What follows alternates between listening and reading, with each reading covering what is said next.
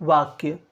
अर्थ के आधार पर वाक्य देखिए हमारे कितने प्रकार के होते हैं, 8 प्रकार के। अर्थ के आधार पर वाक्य हमारे कितने प्रकार के होते हैं, अर्थ के आधार पर वाक्य हमारे 8 प्रकार के होते हैं। तो चलिए पहले लिख लेते हैं कि कौन कौन से वाक्य इसके तहत आएंगे। ठीक है, पहला है हमारा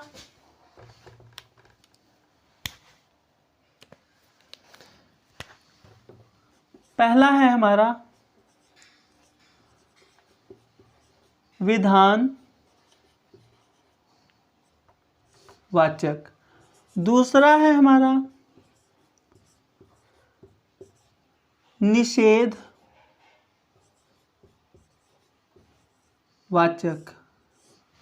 तीसरा है हमारा प्रश्न वाचक। ठीक है, फिर चौथा है हमारा आज्ञा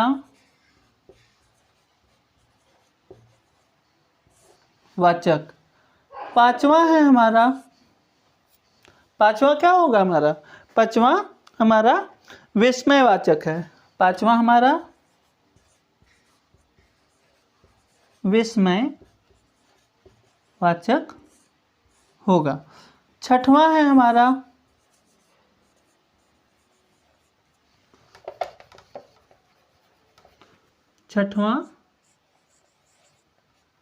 इच्छा वाचक। सातवां है हमारा संदेह वाचक। सातवां हमारा क्या बनेगा, संदेह वाचक। आठवां है हमारा संकेत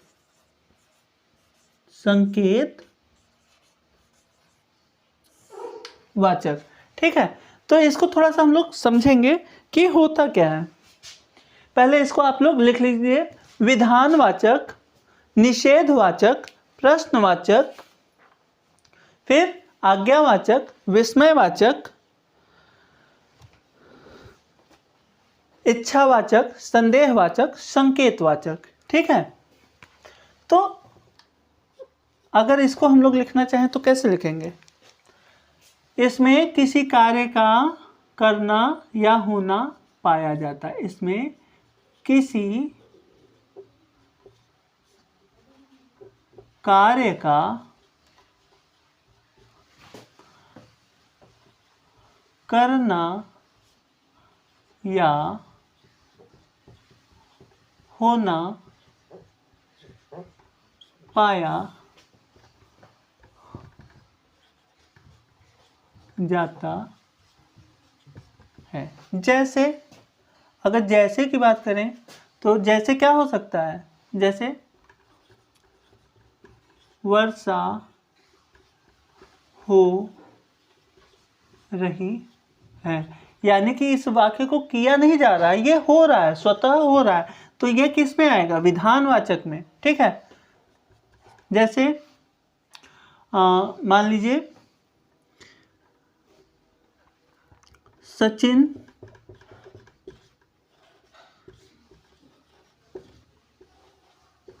खेलता है, तो ये देखिए काम किया जा रहा है। ठीक है, तो ये किसके तहत आएगा, ये आपका विधानवाचक के तहत आएगा। आप लोग वीडियो जैसे हम आगे बढ़ जाते हैं और इरेज कर देते, तो आप लोग वीडियो बैक जाके रोक करके आराम से लिख लिया कीजिए। ठीक है, फिर इसके बाद आता है हमारा नंबर निषेधवाचक। निषेधवाचक वाक्य क्या होता है,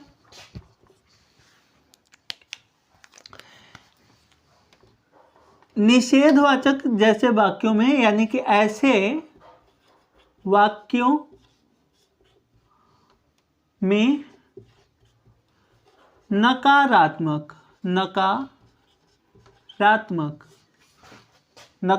शब्द कौन कौन से होते हैं, न होता है, नहीं होता है, और भी होता होगा, ठीक है, ऐसे शब्द आते हैं।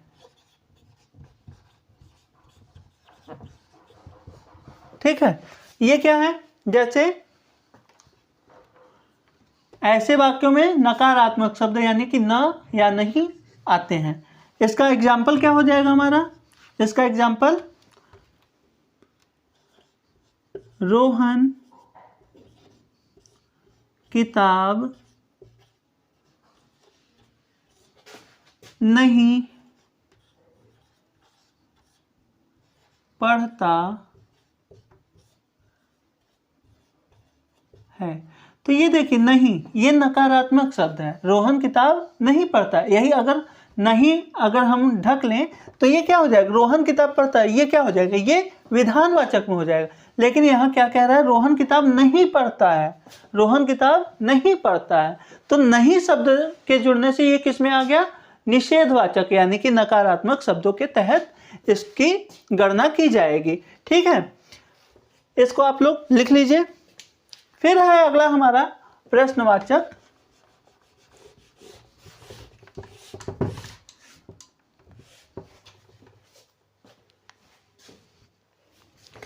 प्रश्नवाचक वाक्य अगला है हमारा प्रश्नवाचक वाक्य। प्रश्नवाचक वाक्य क्या होते हैं, ऐसे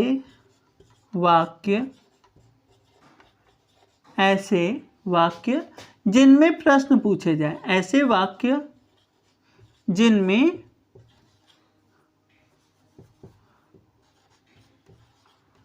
प्रश्न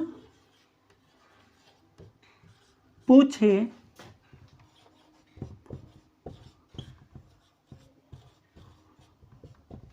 जाते हैं। ऐसे वाक्य जिनमें प्रश्न पूछे जाते हैं उन्हें हम लोग किसके तहत जानते हैं, प्रश्नवाचक वाक्य के तहत जानते हैं। जैसे तुम्हारा क्या नाम है, तुम्हारा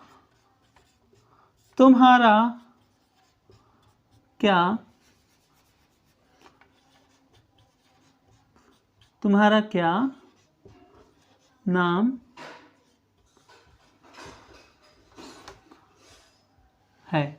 तो ये क्या है, ये प्रश्नवाचक शब्द है। ऐसे वाक्यों के बीच में प्रश्नवाचक शब्द आएंगे। तो क्या क्या है, तुम्हारा क्या नाम है, तो ये क्या है, प्रश्नवाचक शब्द है। प्रश्नवाचक शब्द है तो प्रश्नवाचक वाक्य बनेगा। प्रश्नवाचक शब्द अगर किसी वाक्य में जुड़ गए तो वो क्या बनेगा, प्रश्नवाचक वाक्य ही तो बनेगा।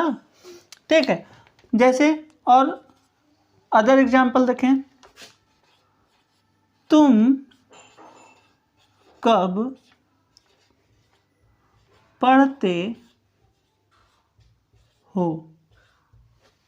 ठीक है, तुम कब पढ़ते हो, तो कब क्या है, प्रश्नवाचक शब्द है, तो इसलिए ये क्या हो जाएगा, इसलिए ये आपका प्रश्नवाचक वाक्य के तहत गिना जाएगा, गणना की जाएगी या समझा जाएगा।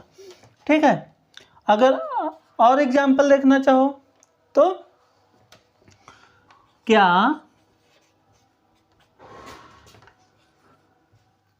रोहन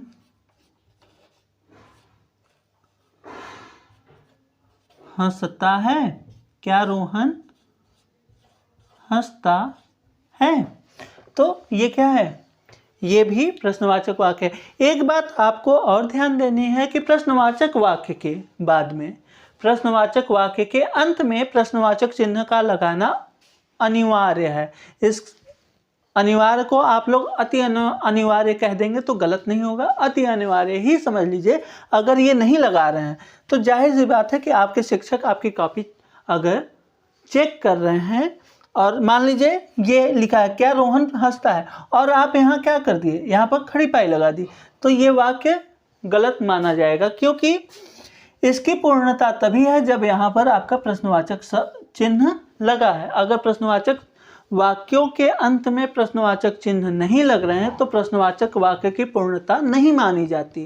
ठीक है, प्रश्नवाचक वाक्य की पूर्णता तभी मानी जाएगी जब उसके अंत में प्रश्नवाचक चिन्ह लगेगा।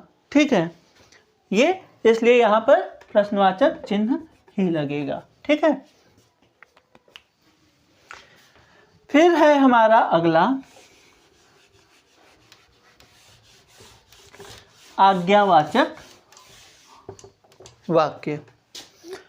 अगला है हमारा आज्ञावाचक वाक्य। आज्ञावाचक वाक्य क्या होता है, यहां से लिखते हैं, ठीक है। ऐसे वाक्य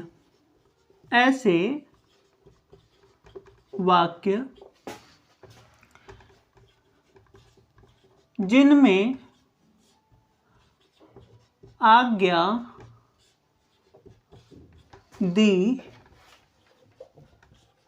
जाती है या दी जा रही हो, ऐसे वाक्यों को आज्ञावाचक वाक्य कहते हैं, ठीक है। जैसे आप घर में रहते हो, आपको घर में अलग अलग तरह की आज्ञा दी जाती है, आपके बड़ों द्वारा आज्ञा दी जाती है, आप स्कूल में आपके शिक्षकों द्वारा आपको आज्ञा दी जाती है, वही आपके क्या हैं, आज्ञावाचक वाक्य के तहत आएंगे, ठीक है। जैसे एक गिलास पानी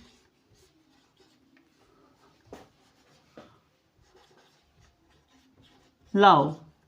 आप स्कूल में हैं तो अपने बैग से किताब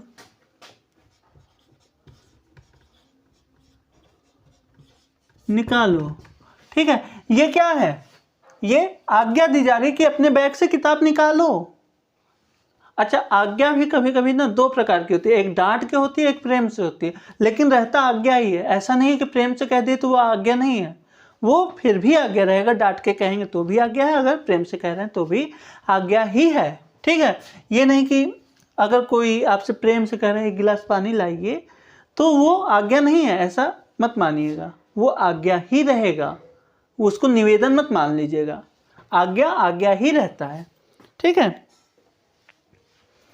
चलिए अगला आता है हमारा विस्मयवाचक वाक्य। अगला हमारा क्या आएगा, विस्मयवाचक। कौन सा, ये वाला। ऐसे वाक्य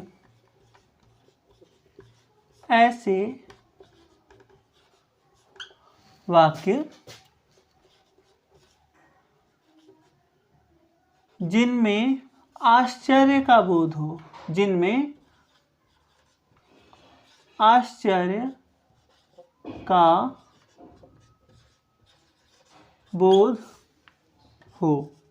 अब ये आश्चर्य कब कब हो सकता है, किसी शोक में हो सकता है, कोई बात अचानक से कही जाए तब हो सकता है, और कोई एकाएक बहुत ज़्यादा खुशी मिल जाए तब हो सकता है आश्चर्य, ठीक है। आश्चर्य कैसे हो सकता है, कोई बड़ा दुख आ जाए, कोई बहुत बड़ी बात जिसमें बहुत ज़्यादा अच्छा लग जाए वो हो जाए, जैसे, ठीक है। जैसे मान लीजिए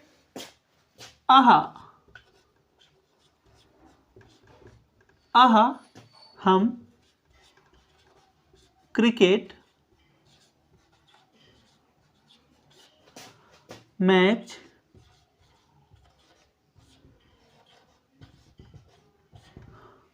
जीत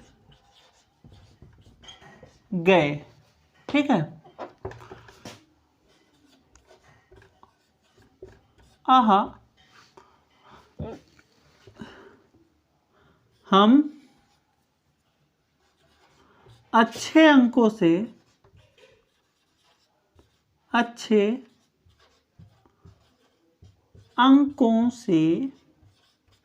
उत्तीर्ण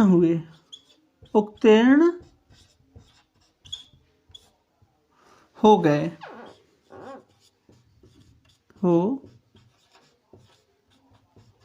ठीक है। एक शोक वाला देख लेते हैं।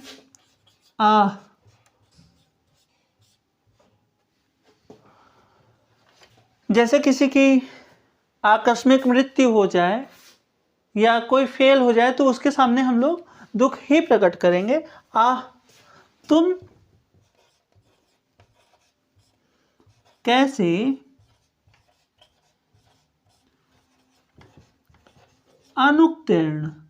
अनुत्तीर्ण का मतलब इंग्लिश में होता है फेल, ठीक है। ऐसे मतलब देखिए भाव भी चेंज हो जाता है। तुम कैसे अनुत्तीर्ण हो गए, तुम कैसे फेल हो गए। ठीक है, अब यहाँ आहा वाला भाव यहाँ आह में मत कर दीजिएगा, नहीं शब्द अर्थ का अनर्थ हो जाएगा। आह ऐसे नहीं, आह तुम कैसे अनुत्तीर्ण हो गए, तुम कैसे फेल हो गए, तो भाव भी चेंज होना चाहिए। ठीक है, आह तुम कैसे अनुत्तीर्ण हो गए। ठीक है, अच्छा एक चीज ध्यान दीजिएगा, जहां भी विस्मयवाचक शब्द होते हैं, जहां भी विस्मयवाचक शब्द होते हैं, यहाँ है, यहाँ है, यहाँ है, ठीक है, इनके जस्ट बगल में आप विस्मयादि बोधक चिन्ह लगाएंगे। अगर ऐसा नहीं करते हैं तो आपका वाक्य गलत माना जाता है, जैसा कि अभी हमने पिछले प्रश्नवाचक वाक्य में बताया था। अगर ये आप नहीं लगाते तो आपका वाक्य अपूर्ण माना जाता है, और अपूर्ण वाक्य कभी सही नहीं होता, और उस पर आपके नंबर पूर्णतः काटे जा सकते हैं। ठीक है, फिर है हमारा इच्छावाचक वाक्य। फिर है हमारा क्या है, इच्छावाचक वाक्य।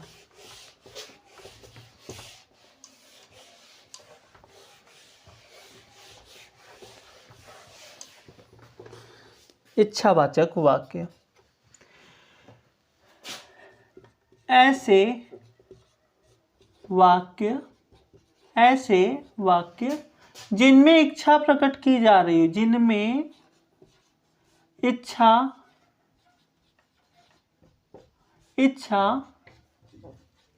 प्रकट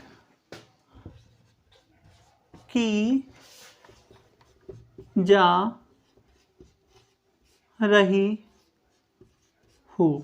ठीक है, ऐसे वाक्य जिनमें इच्छा प्रकट की जा रही हो उन्हें हम लोग क्या कहेंगे, इच्छावाचक वाक्य के तहत समझेंगे, पढ़ेंगे।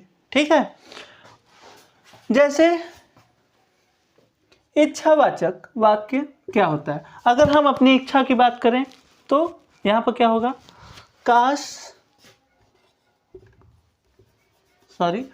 काश मैं क्या होता, सरकारी शिक्षक होता, सरकारी विद्यालय का शिक्षक होता।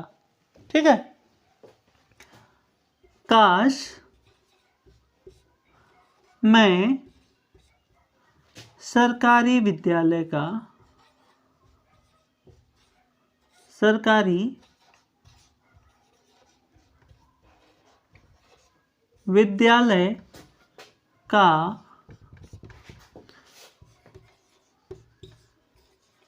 शिक्षक होता। ठीक है, अगला वाक्य अगर हम देखना चाहें, समझना चाहें तो क्या होता, कुछ इस प्रकार से रहता, काश मेरे पास कोई अच्छी गाड़ी होती। कोई अच्छी गाड़ी का मतलब है महंगी गाड़ी। ठीक है, अच्छी गाड़ी। अब मुझको ज़्यादा ब्रांड के बारे में पता नहीं है, बहुत ज़्यादा उड़ के बताएंगे तो नैनो गाड़ी के बारे में बताएंगे तो हो सकता है आप लोग के हिसाब से वो अच्छी गाड़ी ना हो, तो मुझे बहुत ज़्यादा पता नहीं है। तो काश मेरे पास, आप लोग अपने हिसाब से अपने काश को बढ़ा लीजिएगा। मेरा छोटा सा काश है, आप लोग बड़ा सा काश करिएगा। ठीक है, काश मेरे पास कोई अच्छी गाड़ी होती,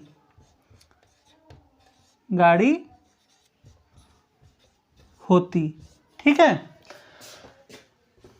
अब यहाँ पर हम इसको ब्लैंक छोड़ेंगे, यानी कि खाली छोड़ेंगे। यहाँ पर आप लोग अपना काश भरिएगा, इच्छा, अपनी इच्छा व्यक्त कीजिएगा। आप लोग अच्छे नंबर से पास होना चाहते हैं, आप लोग अपनी कक्षा में प्रथम स्थान प्राप्त करना चाहते हैं, ये सब आप लोग का काश तो होगा ही। ठीक है, यानी कि आप लोग की इच्छा होगी। ठीक है, इच्छावाचक वाक्य के तहत यही आएगा। काश मैं सरकारी विद्यालय का शिक्षक होता, तो जाहिर सी बात है ये सभी, मतलब सभी शिक्षकों का यही होता है। काश मेरे पास कोई अच्छी गाड़ी होती, ये भी लगभग लोगों का काश ही रहता है। इच्छा मतलब अलग अलग प्रकार से इच्छा, काश मैं सबसे अच्छा पढ़ाता।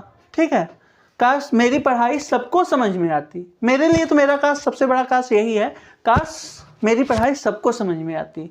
ठीक है, तो ये वाला ब्लैंक आप लोग इसमें होमवर्क जरूर मानिए, होमवर्क यानी कि गृह कार्य, ठीक है, गृह कार्य देना मुझको बड़ा अच्छा लगता है। देखिए इस ब्लैंक को आप लोग अपने कास्ट से भर के कमेंट कीजिएगा, ठीक है। फिर अगला आता है हमारा संदेहवाचक। फिर अगला हमारा क्या आता है, संदेहवाचक, यानी कि जहां पर संदेह रहे, यानी कि निश्चित ना रहे, कोई बात अगर हो रही है तो वो निश्चित नहीं है, संदेह है, हुआ है कि नहीं हुआ है ऐसा आपको निश्चित नहीं है, श्योर नहीं है आप, वो क्या है, आपके मन में संदेह है, डाउट है आपके मन में, ठीक है। अब हम लोग कौन सा पढ़ेंगे, संदेहवाचक, संदेहवाचक वाक्य। 7वां नंबर है, देखिएगा, ऐसे वाक्य जिनमें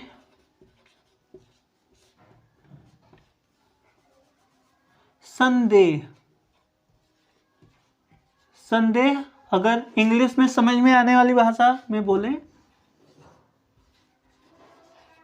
डाउट बोलते हैं, यहां बी साइलेंट हो जाता है, ठीक है। ऐसे वाक्य जिनमें संदेह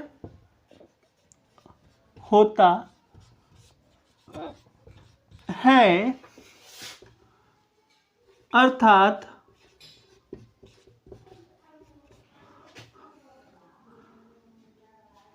उनकी मतलब वाक्यों की उनकी निश्चितता, निश्चितता,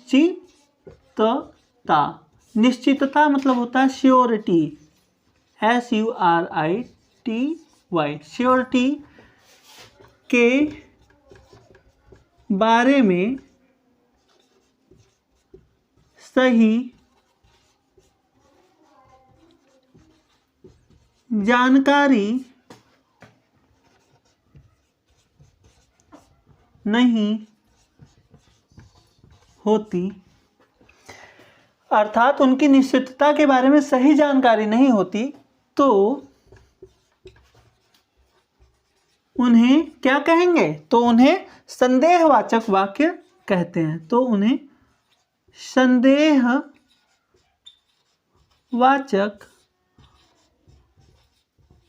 वाक्य कहते हैं। एग्जाम्पल आप लोग समझ लीजिए, एग्जाम्पल क्या होगा, शायद रात में वर्षा हुई होगी, शायद रात में वर्षा हुई होगी, या शायद रात में वर्षा हुई थी, शायद आज मेरे मामा आए, ये सब क्या है, श्योरिटी नहीं है ना, शायद आज मेरे मामा आए, हो सकता आ भी सकते हैं, नहीं भी आ सकते, यानी कि श्योरिटी नहीं है, निश्चितता नहीं है, ठीक है। लिख लीजिए इसको। देखिए हम आपको सरल उदाहरण बताएंगे जो आपके समझ में आए। शायद रात में वर्षा हुई थी। दूसरा एग्जाम्पल, शायद आज मेरे मामा आए, शायद मैं अच्छे अंकों से उत्तीर्ण हो जाऊं,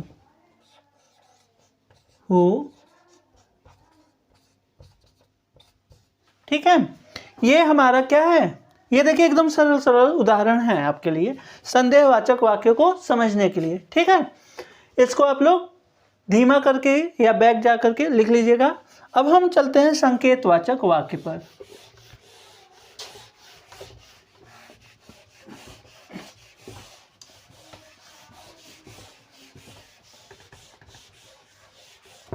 संकेतवाचक वाक्य क्या होता है, आप लोग लिखिए संकेतवाचक वाक्य क्या होता है। संकेतवाचक वाक्य वे वाक्य जिनका होना या न होना, वे वाक्य जिनका होना या न होना किसी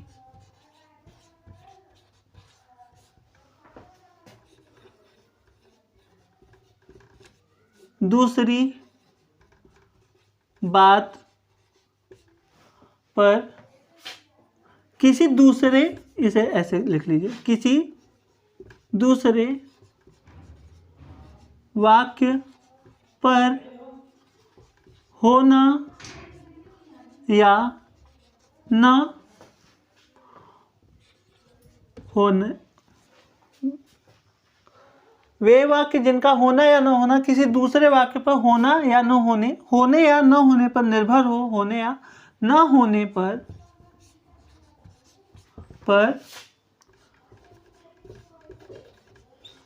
निर्भर हो, तो उन्हें हम लोग क्या कहेंगे, संकेतवाचक वाक्य बोलेंगे। जैसे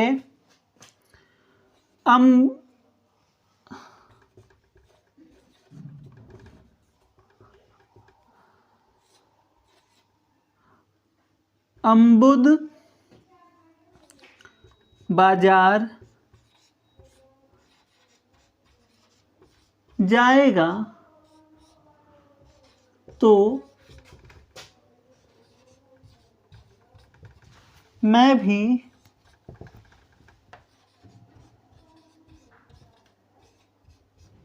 जाऊंगा। यहां इसको थोड़ा सा समझने की बात है। अम्बुद बाजार अगर नहीं जाता तो मैं भी नहीं जाऊंगा, अगर अम्बुद बाजार जाएगा तो मैं भी जाऊंगा। यानी कि ये वाक्य इस पे निर्भर है। तो ये वाक्य किसकी तरफ संकेत कर रहा है, इस वाक्य की तरफ संकेत कर रहा है। तो ये क्या है, संकेतवाचक वाक्य के तहत आएगा। अब थोड़ा सा इसमें 2 हेडिंग और रह गए हैं, आप लोग का ये चैप्टर आज समाप्त हो जाएगा। अब हम लोग पढ़ते हैं कि वाक्य के अंग, वाक्य के अंग। देखिए वाक्य कितना भी बड़ा हो, वाक्य कितना भी बड़ा हो, उसके 2 ही अंग होने हैं। वाक्य हमारा कितना भी बड़ा हो, उसके कितने अंग होने हैं, 2 ही अंग होने हैं। एक होता है उद्देश्य, ठीक है, और दूसरा होता है विधेय। विधेय, ठीक है। उद्देश्य को इंग्लिश में हम लोग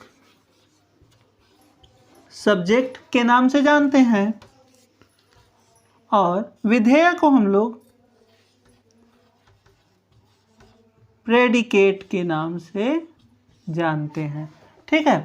उद्देश्य क्या होता है, विधेय क्या होता है, हम लोग इसको समझेंगे, ठीक है। इसको लिख लीजिए।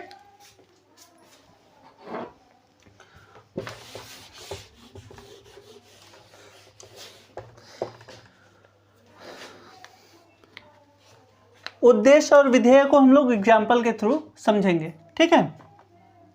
जैसे मान लीजिए उदाहरण हम लोग लिख दिए,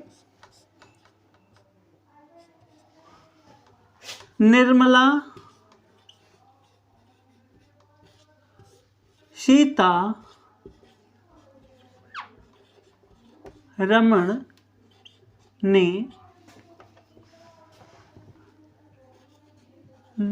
नया बजट पेश किया, नया बजट पेश किया, ठीक है। तो निर्मला सीतारमण जो है ये हमारा क्या है, ये हमारा उद्देश्य है, ठीक है। ये हमारा क्या है, उद्देश्य है। नया बजट पेश किया, ये हमारा क्या होगा, विधेय। अगर हम लोग इसको लिखना चाहें तो इस को हेडिंग डाल लीजिए।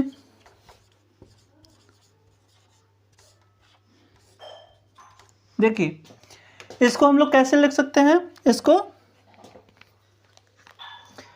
हेडिंग उद्देश्य डालिए और लिखिए वाक्य में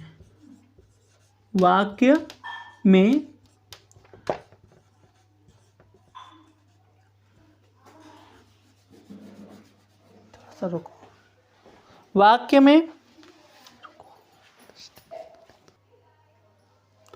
वाक्य में जिस अंश के विषय में बात की जाती है, जिस अंश के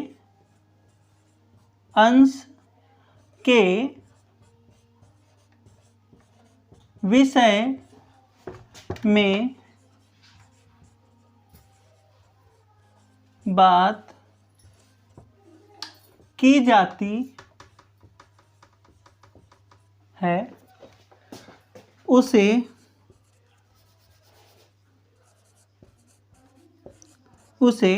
क्या कहते हैं, उसे उद्देश्य कहते हैं, उसे उद्देश्य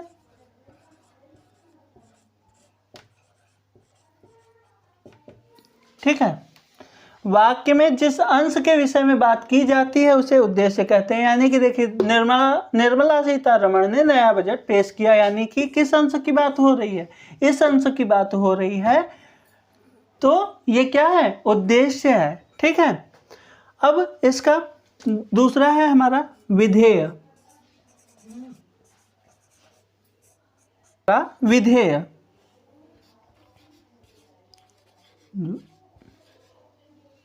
दूसरा हमारा क्या है, विधेय। उद्देश्य के द्वारा जो काम किया जाता है, उद्देश्य सिंपल सा एकदम समझिए, उद्देश्य के द्वारा जो कार्य किया जाता है या उसके प्रति जो कार्य होता है उसे क्या कहते हैं, उसे विधेय कहते हैं। उद्देश्य के द्वारा जो कार्य किया जाता है उसे हम लोग विधेय कहते हैं, या यहाँ लिख लीजिए आप लोग, उसे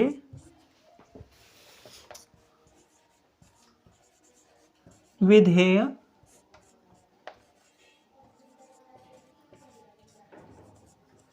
कहते हैं। एग्जाम्पल के रूप में आप लोग ये लिख लीजिएगा। ठीक है, ये आपका क्या है, विधेय है। ठीक है, चूंकि हमारा आज ये पूरा पाठ हमने कवर कर दिया और अगली कक्षा को प्राप्त